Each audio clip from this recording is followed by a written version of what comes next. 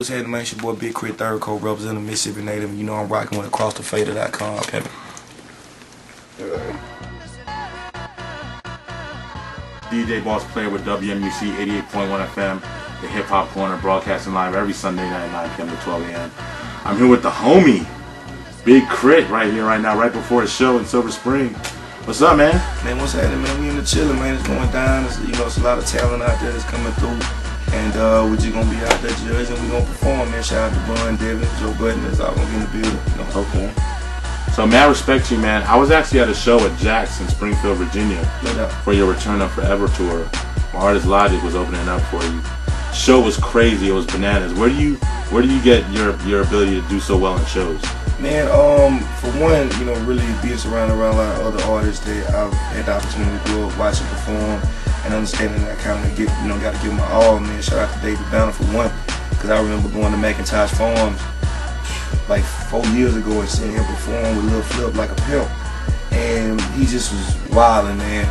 And it was so exciting to see the crowd react to it, man. I was like, if I'm gonna perform and I'm gonna be on stage and I'm gonna give my all, I want to do it like that, And then also Yellow Wolf and just seeing how much he give on stage, man. I just want to be a part of the group of artists there. Every time you see the show, it's never a dull moment, it's never boring, and we always just getting in. Okay, cool, man. I deal with a lot of up-and-coming artists on my show that send me music for evaluation live on the air, and everybody wants to know, how do I get on? How do I make it? What is it in your career? How did you get to the point you are now? A lot of prayer, for one. A lot of praying, man.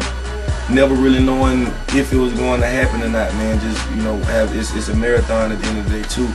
How long are you willing to put up with, people not listening to your music and dropping songs and them not really getting the attention that you want, but never stopping. I mean, I've started over a number of times in my life and moved back to Mississippi, but always when an opportunity arose, I took it and I tried. At the end of the day, law of averages, the more you exert yourself and the more you try something, you're bound to succeed at it. And just put my foot forward, man. Also being surrounded around a lot of people that wouldn't just let me give up, that I could call and inspire me. Shout out to Wiley Sparks for being one of those kind of people that would just hit me up out the blue and be like, yo, keep rapping, But just, man, a lot of hard work. Stuff just really started popping off of me in the beginning of 2010. But I've been out here grinding since 2005. But I wanted to be the kind of artist that kept my creative control, made music that reflected me. So there's a road less traveled. That might be why it took so long, but So what was it like for you growing up in Mississippi? It was like, I guess like everybody else kind of growing up in their city, man. I was surrounded by a lot of my family. My grandmother was a strong believer in it takes a village to raise a child. We didn't have a lot, but we was appreciative of what we had. There's no dirt roads, there's no horseback where I'm from. It's a city, you know what I'm saying?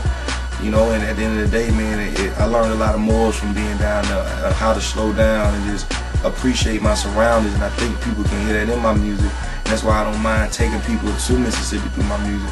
And I really plan on tearing down a lot of stereotypes about where I'm from, a lot of things that people like misconceived notions about how we are, and just because you're country means you're not educated, and that's stupid. And just being one of those rappers that I pull my weight and I really put on for my state, So when you decided to become a rapper, did you see yourself becoming where you are now? At the end of the day, man, there's no way I could have imagined any of this would have happened. For the most part, I felt like just me being able to leave, where I was from and represent other states I was garnishing some kind of success anyway, to be able to, I am a hometown hero because I left. None of this could have happened and my family would have still been proud of me in some way. So, it's just like, I stay prayed up every day, something new happens, something amazing happens. I'm never going to take this for granted, and we're just going to keep rocking. So where do you see yourself in the future, say 5 years from now?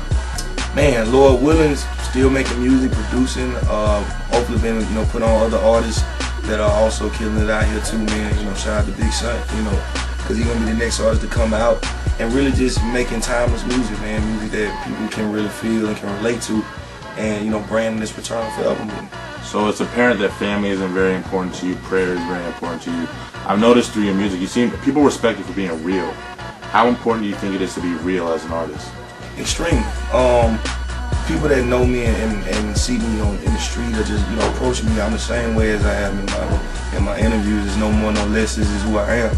And I think it's dope that people can see that it's not always a superhero facade or nothing like that. It's like you can be a real person, you can make music that really reflects who you are, and a major label would be, you know, able to get behind it. And you can build a foundation, and you can sell records with, you know, and it's not just blown out of proportion.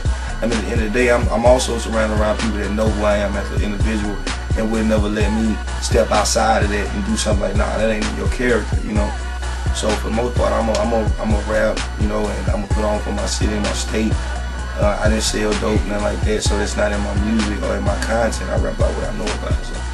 Well, thanks so much for the interview, man. Are there any final words you want to leave with our listeners? Yeah, man, it's going down. We on Smokes Club tour, sitting near you. Shout out to Smoke Dealer, go get Rolling Stone, go get Covert Coupe, go get Power Talk 1 and 2, Currency, go get Rolling Papers Wheels, go get Trump Music from Yellowwood and Radioactive when it drop, and Live from Underground coming out 2012, man. All right, y'all, that was the homie Big Krit. We out.